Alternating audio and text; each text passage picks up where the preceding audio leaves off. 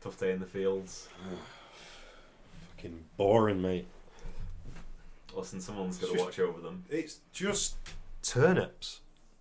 It's just turnips. I don't need to be there. We have so many escapees like every week that we just need someone there to just shoot any of them that try and escape. But I'm not fucking. It's just what we've got to do, Henry. This is our punishment for making Twilight. This is I have what to carry around a fucking Mosaic Naga. But at least we don't have to work. We don't have to work in the turnip fields. At least. Oh, it's so cold. It's so cold out there. And they're fucking. I don't want to look at the fucking turnip breeders all fucking day. Listen, the turnip. Disgusting fucking. The turnip breeders have fallen a long way, Henry. They used to be famous celebrities. Fucking J.K. Rowling's there. I mean, we still let them, have a bit of fun, but like when we tried to get J.K. Rowling to write an actually progressive book, all she could do was just have this really like long 1,000-page book, and it's just like a list of different names and ethnicities and sexual orientations. That's all she could do. What a fucking bitch. What a fucking. That's just cold hard turnips. After all those Harry Potter films, you'd think like maybe she'd Harry Potter. develop. Jesus Christ. Yeah, it was a long time ago. Harry fucking Potter. Oh, that's Harry what, Potter. like, first one came out like 20 years ago now. It's longer than Yeah, that. It's longer than that. It's Different world back then. It was a different world. We need to do this. We need to Yeah, get the message out there. So, obviously, a big part of what we do is look to the past, look at all the relics that are banned everywhere else by the party, and go back to our roots and discover that the real revolution is in the past already. And a big part of that is watching these films. We've got to understand where the revolution is coming from. We've got to find. But how the real revolution? How did these people get access to these films? How do we get access to them? What do you mean? No, I mean we access them because we kept all the DVDs. Well, yeah, I was going to. They've been burnt everywhere else. I had to stuff like 4 Spider-Man DVDs on my arse. That's alright for you. I was fucking collecting videotapes. Fucking hell. Okay, so here we are, Turnip Radio, and we are talking about the viewing of Spider-Man 2 we put on for the turnip breeders. The good turnip. Sorry, I need to stop calling them that. Fucking turnip breeders. We showed them Spider-Man 2. You've got to have some leeway, because if you don't give them anything, suddenly it's a human rights violation. And you don't want that. You don't want people having to escape, so then you then have to fucking shoot them. You want to keep them calm, and the best way to keep them calm is, well, how else do you describe Spider-Man 2? What is the effect? Spider Dick's is the place to start, surely. What is the effect Spider-Man 2 has on people, and why? I mean, there's a long history with Spider-Man. There's a long, hard history with Spider-Man. Why the second one? Obviously, in a trilogy of such amazing films by Sam Raimi, who's really not done. He's done like Hercules TV shows, and he did the Evil Dead films. So shit, basically. Yeah, pretty much. Shit. I mean, it's like blockbuster stuff. But where do you go from Spider-Man? Where do you go after Spider-Man 2? I mean, The Amazing Spider-Man, but yeah. Well, you go Spider-Man 3. Yeah, Spider-Man 3. Then you go Amazing Spider-Man. But what? Then you go Amazing Spider-Man 2. Then you go Spider-Man Homecoming, and you mix it up. And then there were many films after that. I can't remember any of the names now, obviously, but there were many, many more. And Spider-Man 2 is It's a special piece because everyone still fucking loves it. I mean, people.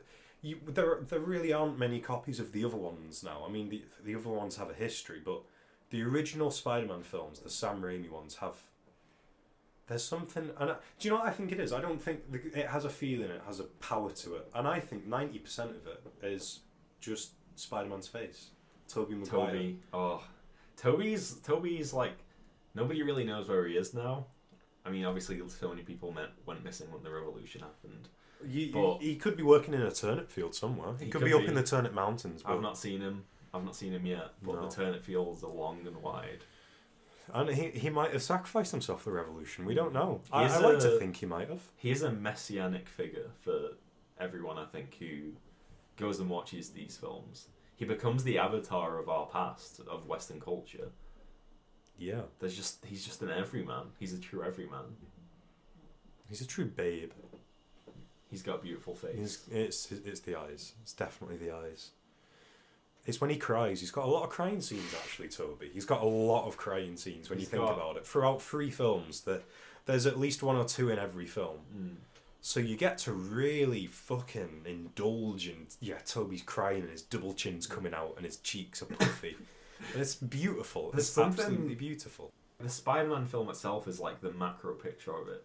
But there's something just about the way his face transforms at different moments in the films that it's a whole artistic entity within itself. Yeah, man. Because you can just stare into it. You could even say that the transformations his face goes through are representative of the transformation society went through under the revolution, and are still yet to go through under our cultural revolution. Yeah, listen, right.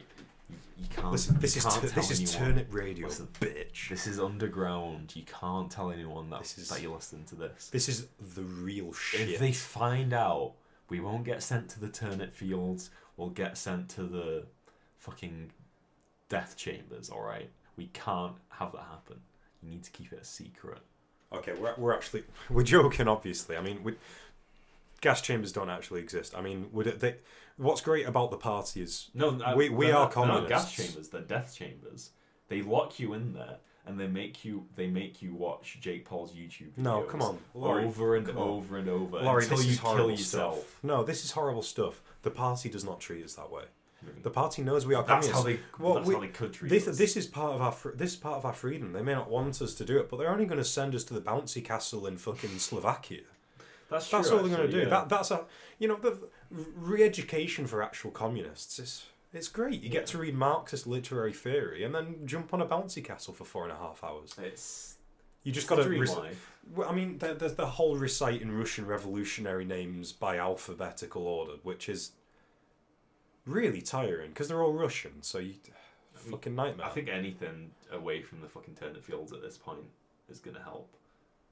Maybe we should get found out. I'm sick of turnips, man. Yeah, we should try and promote this as much as possible. Yeah, this is we need to go back to Spider-Man 2. We've done enough self-promoting now. You're right. Let's stop fucking... I'm sorry to burden everybody with the... Like and subscribe. Ring the bell. Obviously. Ring the bell. Ring the bell. Ring the fucking bell. Ring the bell. And donate to our...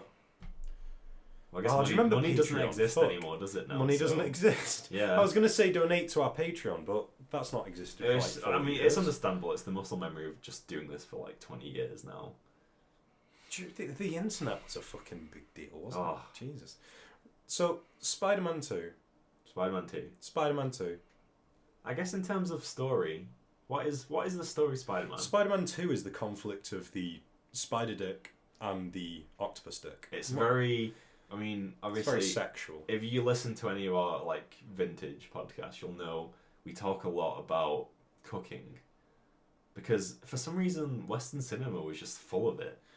Almost every film. I think it's more than cinema. Western culture was obsessed with the idea of cuckoldry. Yeah. Well, I guess it was very misogynistic, and patriarchal.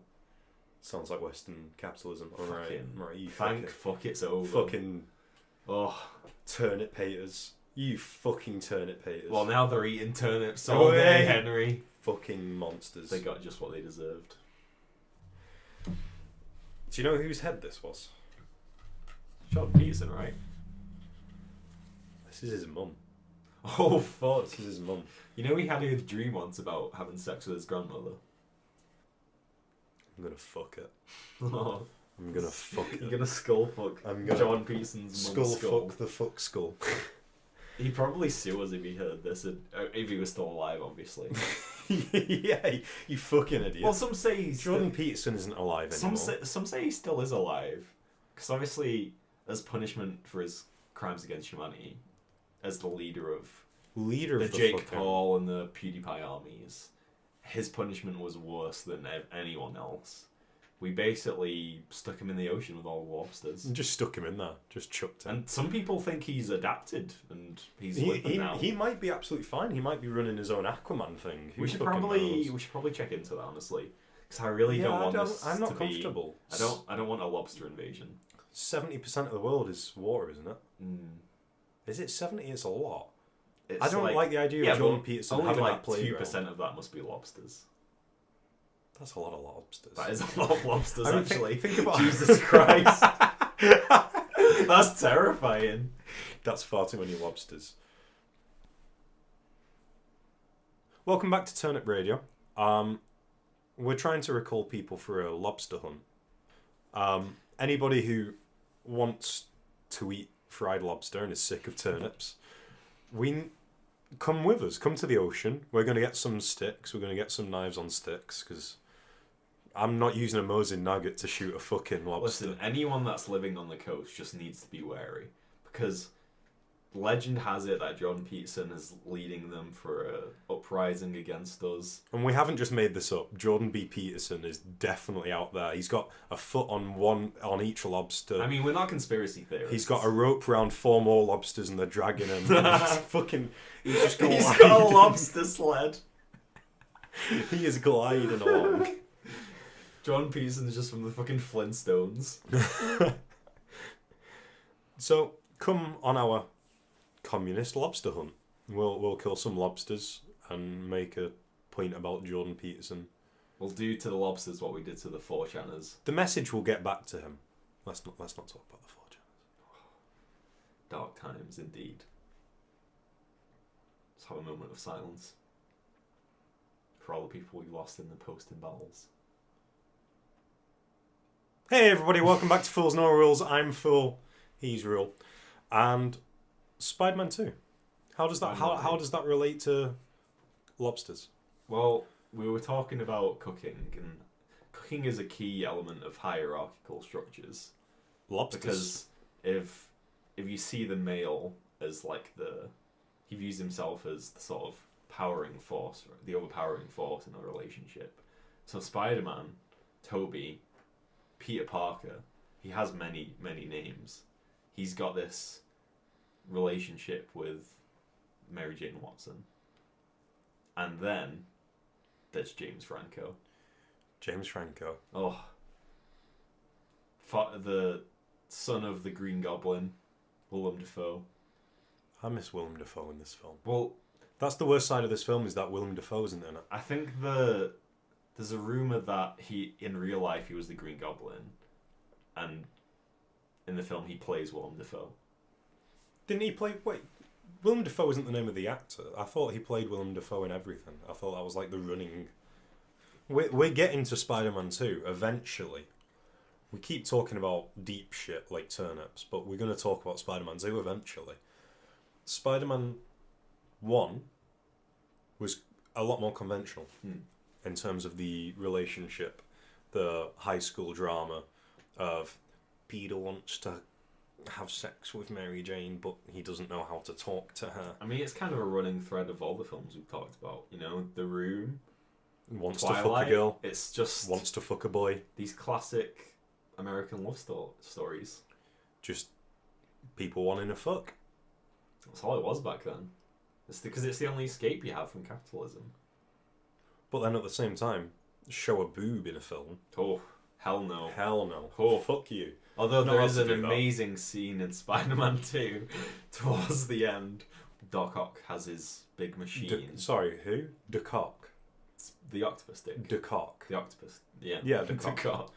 DeCock. Yeah, the main villain in Spider-Man 2, the octopus dick. And DeCock. the last scene is like it's this big reactor is going to go off and destroy New York or whatever, and it's by the ocean. And Kirsten Dunst is wearing this like white or pink shirt, I think, and she gets soaked in water, and you can just see a chest through a shirt, and it's just the most blatant thing in a kid's film. Because they're just trying the hardest. She's chained to a wall. It's just like King Kong, isn't it? They're trying the hardest to just make this woman just this sexual object. It's just this really literal representation of Spider-Man's cock powers and his longing and his lustful cock power. But it's his spider cocks. But also, Toby has no sexual energy at all. Well, I mean, we love him. We love him, but I mean, that's the cooking part of it, isn't it? Because it's really perfect casting if you think about it. Yeah, he's absolutely perfect. He just fucking cries all the time. So he just watches her cook him a lot. You know, Spider-Man 1, he talks to her outside like an awkward 4chaner, and he sees her go off in a car with like a big Chad boy. And Spider-Man 2, she's engaged. She's engaged to an astronaut boy who's also Jameson's son or some random bullshit. Yeah. He watches that, and even his boss is like, Parker, take the picture. And it's like, literally, Parker, you're a cook. Well, in Spider-Man 1, you've got the conflict is mostly between, there's like the love triangle between him, James Franco, and MJ. Yeah. But in Spider-Man 2, you've got J. Jonah Jameson's son. Yeah. And James because he doesn't have a name. And James Franco and Doc Ock. And Doc Ock has multiple mechanical octopus He dicks. literally has more dicks than Spider-Man. Yeah. Literally, he's got 4 times the dick strength of Spider-Man. But Spider-Man has spider dicks. They aren't the same dick. They have different power levels. It's an important thing to address. It's like different types of different power levels. It's like saying a lobster and a frog have the same strength or significance under the party. It's just ridiculous. And they just don't. Lobsters are scum. Lobsters can go fuck themselves. Frogs are crowned royalty. I mean, they own all of Wales now. Mm-hmm. Do you remember what people used to live in Wales? The Great Plague. That's just frog. Well, no, it's not. It's not plague. They're living happily, peacefully alongside us. That's how it's referred in history books. I'm not a historian, Laurie. I'm a Marxist literary theorist. I've told you this many times. So, back to the Marxist literary theory of Spider-Man 2. Spider dicks. Well, there's like... Fuck, what was I going to say? We're talking about spider dicks. Hey everybody, welcome back. This is Fools No Rules, Turnip Radio, discussing how many dicks? How many dicks? How many dicks? Because Spider-Man, he's got... I feel like we've talked about dicks for too long. He goes into the minus levels of dicks, though, in Spider-Man 2. Because of all the cuckoldry, it's just level after level. I mean, he cooks himself on top of MJ cooking him by giving up his Spidey powers. He gets like cooked Edward. by his powers. He's like Edward. He loses his powers, and he falls to the ground and gets cooked by a car. Do you remember that shit? Oh. He gives it up, and he has this wildly poetic line with MJ where he says, "Cut me, I'll bleed."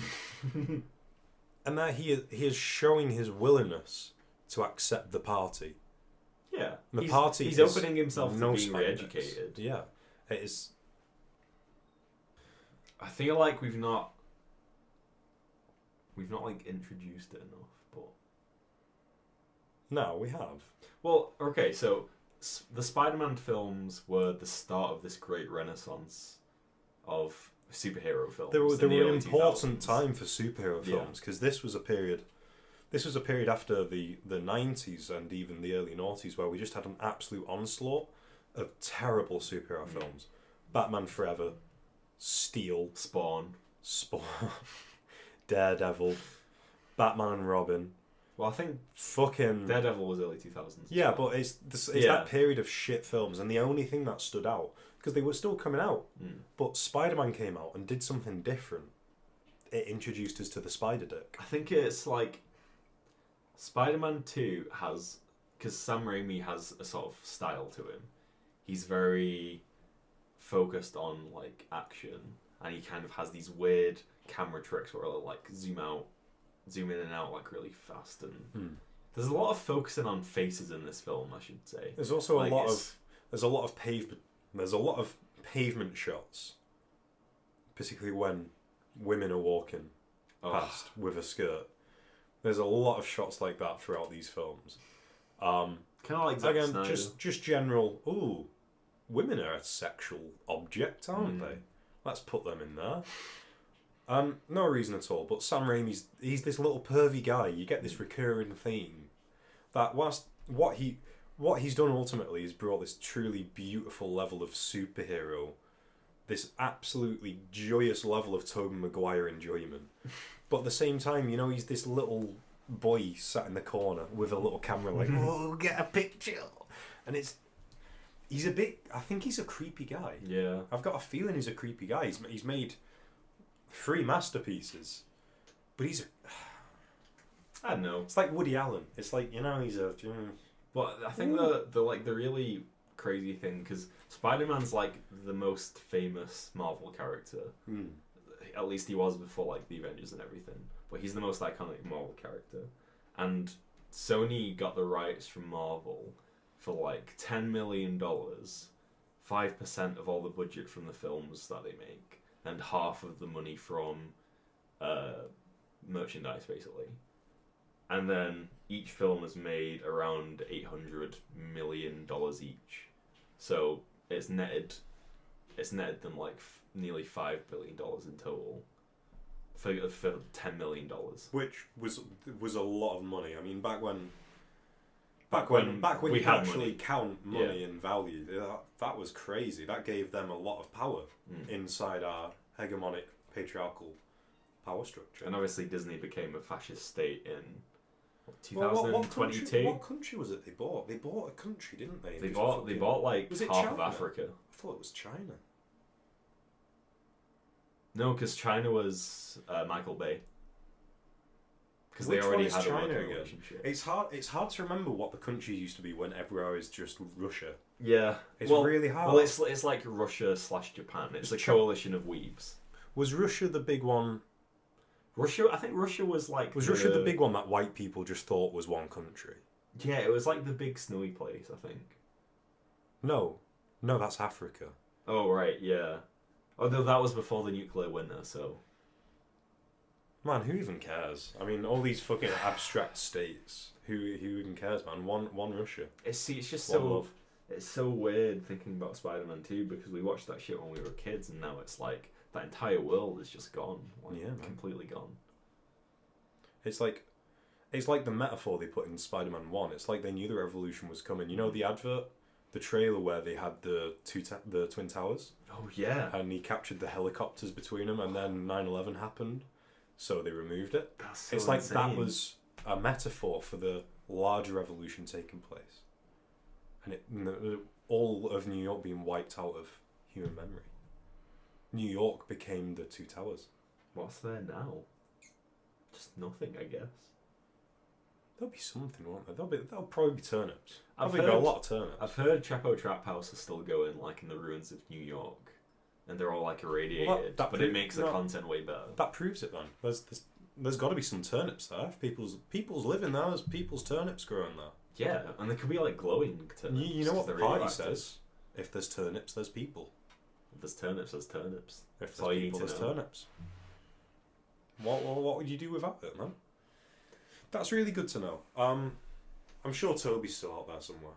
I believe. I think he's still out there somewhere. He's just swinging around in the ruins. swinging about, crying about.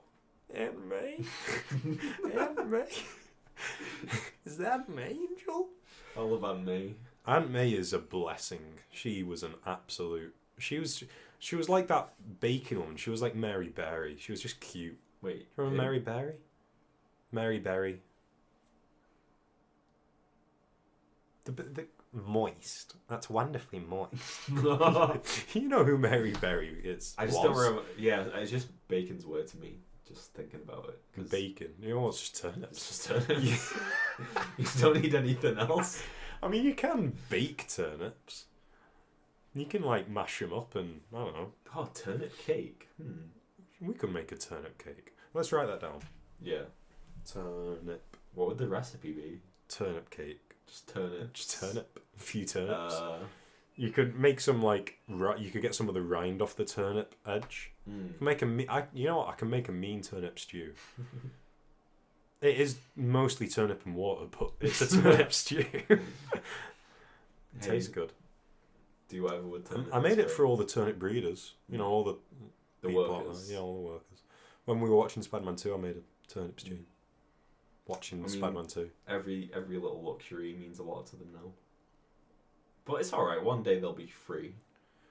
One day they'll be able to watch Spider-Man 3.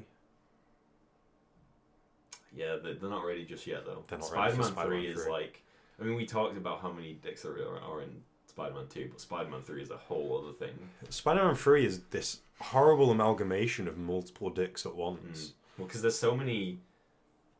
There's like 3 villains in that film. Like the entire film is just all these different villain origin stories. Yeah, and it's just a mess as well, because at the same time, the spider dicks are going through like a transformation, and he's becoming like a bad spider. He becomes like a black spider dicks. It has the greatest scene though, where because obviously James Franco, who is a key component of the cooking, he gets some massive goblin. But dicks. There's an amazing scene where he's going along on his like flying hoverboard in New York, and Toby like fucking knocks him out, and he falls. He falls through this whole alley, and he hits his head on a fucking pipe, and then he's in the hospital. It's such an incredible scene. It's just like you just see all his dick power just go instantly. It's like you've got one of the fucking scouters in Dragon Ball Z. You can just see his levels dropping. Sorry, I know you. That reference went.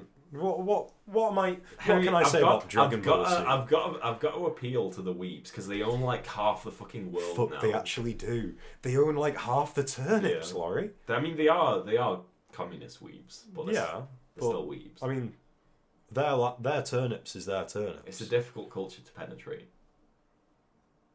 Yeah, it's just hard.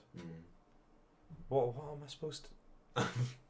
We talk so much about spider dicks that we're using words like penetrate and hard, and I feel like it's fine. It's fine, man. Everything is sex, or at least that's what Spider-Man is telling us. That's one of the core messages. It's a running theme of sex. Yeah, well, it's a great Toby's desire. It's a great refresher from the chastity of Twilight.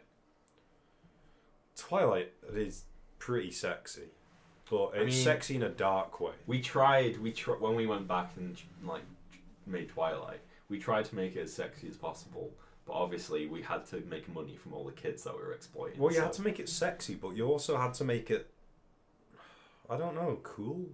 Look, let's not talk about Twilight anymore. We've paid for our crimes. Okay, let's just forget about Twilight. Is not that bad. I'm sick of this. Henry, that's the one thing you can't care for. All right, I'm just saying, don't drag me into this. Right, let's just talk about Dancing Toby. Fine, let's talk about Dancing Toby. Spider-Man 3. Toby gains a lot, and I mean a lot of black spider dicks. I feel Spider-Man 2 though. That's the No, but we need to see how the others revolve around Spider-Man 2. That's true. Yeah. Spider-Man 1, he's in the minus spider dicks level. But in Spider-Man 3, he goes above and beyond. He breaks the actual meter. When you think about it, the measurement system. I mean, if Black Spider-Man were to face off with Dr. Octopus, Doc Ock, who can imagine how that he would he'd wreck the shit out of him. He would. He'd just dance on his fucking try grave. And attach the octopus dicks to himself. Yeah, he'd just be like, I'm gonna do that. I want to be an octopus. Yeah, that'd be cool. Spider-Man 3 is just like a mess, but it has these few moments like Dancing Toby or walking down the street montage Toby. It's just a delight, isn't it? It's just a delight. Like Toby suddenly, he's not crying anymore. Well, he gets so much energy from being Black Spider-Man that it's just ew. It becomes a bit disgusting, really. And I don't know how he's been directed. And I don't think anyone knew, and no one ever will know, how they came to include at least 20 minutes of just Tobey Maguire just like obviously glaring at women and clicking his fingers and overly strutting and fucking shaking his hips, and it's really awkward. But at the same time, it's actually rather beautiful. Mm. It's really beautiful. You're not going to get that in Steel with Shaquille O'Neal. Shaquille O'Neal would not do that in Steel. But I think we should have a break, Henry. are we having a break? So in the... I'm going to read some... You know what? No, I'm going to read some Marxist literary theory. Yeah, I think that'd be good. You go get some fresh air, have a turnip. I mean, I just need to go check on the prisoners anyway, so... Shit, we completely forgot. Look, they'll be alright. I They'll be mean, fine. there's nowhere they can go, really. Like, I mean, when we shoot them when they try to escape, it's not because, like, there's no other way, but if they get out, there's just nothing out there. We've just got They're just gonna die Yeah. in days of starvation and dehydration. So we're doing them a mercy, really. Well, they won't die of starvation because any direction for 3,000 miles around here is just turnip fields. Well, I guess They'll they be alright could, for turnips. but I mean, But they won't be good for cover and weather and that. You know, they'll just die of exposure. yeah. Turnips, they'll be fine as turnips all the way. Okay, let's go check on the turnips. Okay. We'll be back in a bit. What would the death of Marxism actually mean? For Marxism is as inseparable from modern civilization as Darwinism or Freudianism, as much part of our historical unconscious as Newton was for the Enlightenment. One does not need to agree with all or even most of the doctrines of Newton or Freud to accept their utter centrality to modernity. So it is difficult to see how Marxism could simply die without modernity dying too, which of course is what postmodernism exists to proclaim. If postmodernism is right, if modernity is effectively over, Marxism is most certainly superannuated along with it. If, however, we are still struggling within the contradictions of modernity, and if it will not be over until we resolve them, and if its regular obituary notices have thus been greatly exaggerated, then Marxism remains as relevant as it ever was.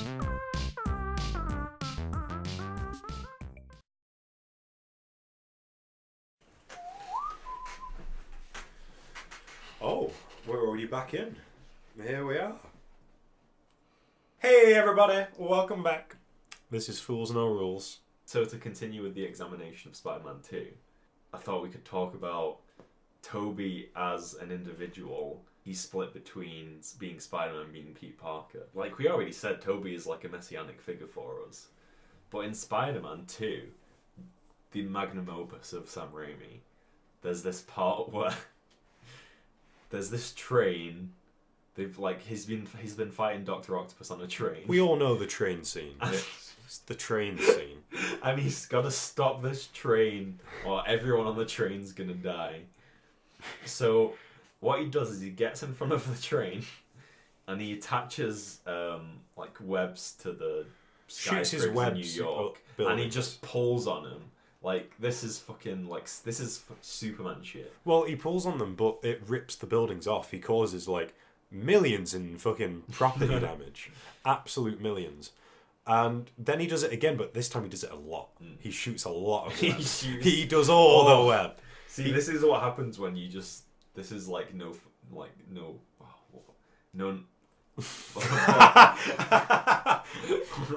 Are we talking about spider dicks? Is that what you're saying?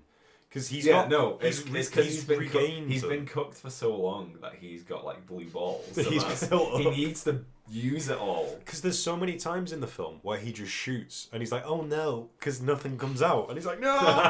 yeah.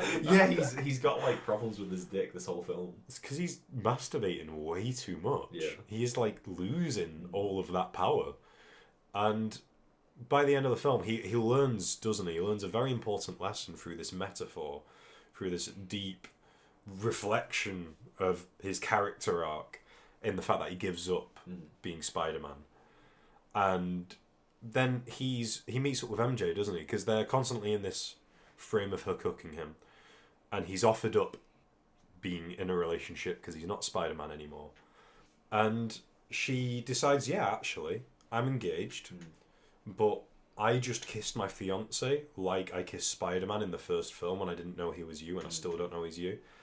And it turned me on so much that I want to fuck you. Which makes absolute perfect legitimate sense. And he then cooks her. Oh yeah. That's the thing we always forget. He then cooks her. He cooks himself and cooks her. He does a double cooking, and he just goes, "Sorry, MJ. This is like at the start of I the film, was wrong." isn't it? No, that's towards the end. This is like But before the climax. At the end, they get together. So. This is before the climax. Oh right, okay. They meet up, and he's not Spider-Man, but as he cooks her, and she starts to do the whole Toby cry, it's hilarious. And the whole film's hilarious. He suddenly gets his hearing back, and he gets that sense, that violin string, like, and he throws a fucking taxi through the window, and he basically just absolutely fucking slams Toby, fucks him up, steals MJ obviously because he's a supervillain. And this is a woman. This is how we get to the shirt scene. That's how we get to the shirt scene. See, Sam has got a plan here. Mr. Raimi is in that corner and he's doing his little. It's all to get. This is all just an excuse to get to the scene where he can get MJ to wear a see-through shirt. Yeah, he's doodling a big Doctor Octopus guy like stick figure, but he's got these really realistic octopus dicks coming off of him. And he's got this big dick. That's the spider dick. That's the storyboard for this film. It's just like 3 pages. But that's what's great is because we need that device of getting her nipples shown through the hydration device of Dr. Octopus. You speak like a true scientist, Henry. But through that framing device, that character device, whatever you want to call it, Toby, as soon as Dr. Octopus has left, through sheer force of will and anger, smashes up through the rubble and instantaneously regains the strength of his spider dick. And he's flying off and he's fucking shooting everywhere and he gets on the train and he shoots so much you're fucking already shit. back to, we went on such a long tangent, I forgot about the train scene. That's where it all comes from, man. He's built up all this fucking spider-cum power because he is driven so hard by the MJ nips. The hard MJ nips drive the hard spider dicks. The train scene is so crucial to the figure of Spider-Man. It's because like he's the ultimate scene. Like this, I mean, it is because Spider-Man does have like super strength basically, but this is like a full speed train. And he's like got his legs on the tracks, like knocking the fucking wooden tracks up. He jumps down, doesn't he? And it like hurts his legs. Yeah. It's too much. And like the driver makes a witty comment, like, "Any more wise ideas?" But after he saved everyone on the train with his built up spider web, he's kind of like passed out on the floor, and his mask has come off, like his Spider-Man mask has come off. And everyone's sort of like helping him. Like they carry him into the train and like lay him down on the floor, and he's like unconscious basically. And everyone can see his face, and everyone knows he's Peter Parker. Well, he's just a kid. He's just a kid. Look at him. He's just a kid. And they just like let it go. And he wakes up and 2 fat, awkward kids come up and hold out his mask to him and like, "Here we go, we saved it for you. We love you, Spidey." And it's really fucking cringy because all the extras in Spider-Man 2, you notice there's something really off about it, and it's that all the extras, not just Spider-Man 2, all the Spider-Man films, the extras are fucking horrible. That absolutely, especially the kids, they're awful. It does feel very like cartoony, which kind of builds into feeds into there's a character to this kind of like The Room, where it's not just a boring superhero film. There's kind of, through the odd uncanny acting, it becomes more comic booky. But it's also through the vision of its weird ass director Sam Raimi, who is just like, I mean, it in one sense it does well to really appeal to kids and a younger audience, but it also has this sort of almost nostalgic feeling for the older people as well, because it represents more of that cartoony 60s vibe of superheroes that you'd get. But then it's just sort of creepy. Then it's like, okay, let's get MJ's nips out now. Let's get them nips hard, MJ. Action. But like I think the strength of Spider-Man in this It's about leadership. It's about overcoming cooking. And I think as revolutionaries, Henry, what we can learn from this is that, you know, a lot of people, like anarchists, think that you shouldn't have hierarchies or you shouldn't have unjust hierarchies. But I think we need a true leader like Toby.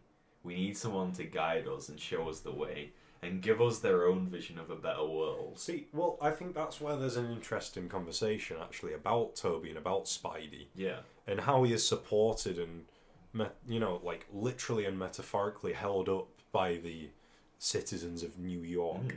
And he's a national symbol, especially in the post 9/11 era of what was modern America.